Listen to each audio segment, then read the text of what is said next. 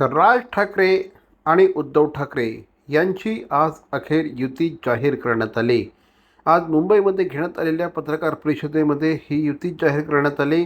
सध्या महाराष्ट्रामध्ये खूप चोरांच्या टोळ्या सध्या फिरत आहेत. त्यामुळे आत्ता कोण कुठल्या जागा लढणार, कोण किती जागा लढणार हे आम्ही काहीही सांगणार नसल्याचं यावेळेस राज ठाकरे आणि उद्धव ठाकरे यांनी सांगितलं. बटेंगे तो कटेंगे. तसंच मी मराठी माणसाला सांगतोय की आता जर का चुकाल तर संपाल, आता जर का फुटाल तर पूर्णपणे संपून जाल. म्हणून परत एकदा तुटू नका, फुटू नका आणि मराठीचा वसा टाकू नका, हाच एक संदेश मी आमच्या आज दोघांच्या युतीच्या निमित्ताने संपूर्ण महाराष्ट्राला देतो आहे. ती शिवसेना आणि महाराष्ट्र नवनिर्माण सेनेची युती झाली हे आज आम्ही आपल्याला जाहीर करत आहोत.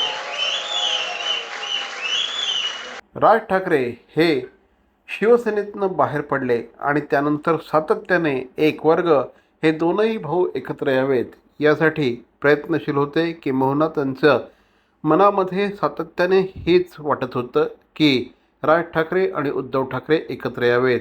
अखेर महेश मांजरेकर यांच्या एका मुलाखतीमध्ये राज ठाकरे यांनी उद्धव ठाकरे आणि राज ठाकरे एकत्र येणार असल्याचे संकेत दिले.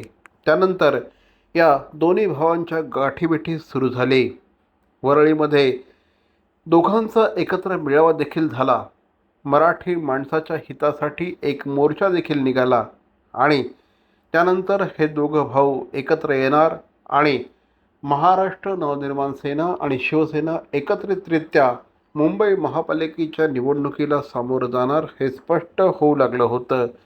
मात्र त्याची अधिकृतरित्या घोषणा झाली नव्हती. आज अखेर ही घोषणा झाली. आता राज ठाकरे यांची महाराष्ट्र नवनिर्माण सेना आणि उद्धव बाळासाहेब ठाकरे यांची शिवसेना, उद्धव बाळासाहेब ठाकरे हे दोनही पक्ष एकत्रितरित्या मुंबई महानगरपालिका, ठाणे महानगरपालिका, पुणे, नाशिक आणि महाराष्ट्रातल्या इतरही महानगरपालिकांच्या निवडणुकांना एकत्रितरित्या सामोरं जाणार आहेत हे जवळपास स्पष्ट झालं आहे. आता खरा प्रश्न आहे की गेल्या अनेक वर्षांपासून हे दोन भाऊ एकत्र यावेत यासाठी अनेकांनी अक्षरशः देव पाण्यात ठेवले होते. मात्र आता मुंबईकर यांच्या पाठीशी उभा राहणार का हा प्रश्न खऱ्या अर्थाने निर्माण झाला आहे. राज ठाकरे यांच्या महाराष्ट्र नवनिर्माण सेनेचे एकही नगरसेवक सध्या मुंबई महानगरपालिकेमध्ये नाही.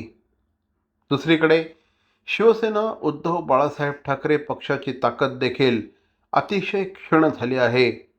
रोज नवीन कार्यकर्ते शिंदे सेनेमध्ये प्रवेश करत आहेत, काही जण भारतीय जनता पार्टीमध्ये प्रवेश करत आहेत. अशा वेळेस उद्धव ठाकरे यांच्या शिवसेनेची ताकद ही क्षीण झाली आहे. असं जरी असलं तरी मनसेकडे एकही नगरसेवक नसला तरी मतदार मात्र महाराष्ट्र नवनिर्माण सेनेला मतदान करतात हे आकडेवारीवरून स्पष्ट होतं. दुसरीकडे मनसेचा एकही नगरसेवक मुंबई महानगरपालिकेत नसला तरी देखील कार्यकर्त्यांची मोठी फौज ही राज ठाकरे यांच्याकडे आहे. राज ठाकरे यांचा करिश्मा, कार्यकर्त्यांची फौज, उद्धव बाळासाहेब ठाकरे पक्षाचे पारंपरिक मतदार हे सगळे एकत्र येऊन शिंदे सेना आणि भारतीय जनता पार्टी यांना एकत्रितरित्या लढत देऊ शकेल का?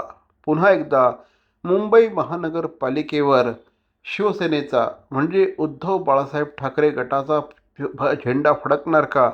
हा मल्टी-मिलियन डॉलर प्रश्न आहे असं म्हटल्यास चुकीचं ठरणार नाही.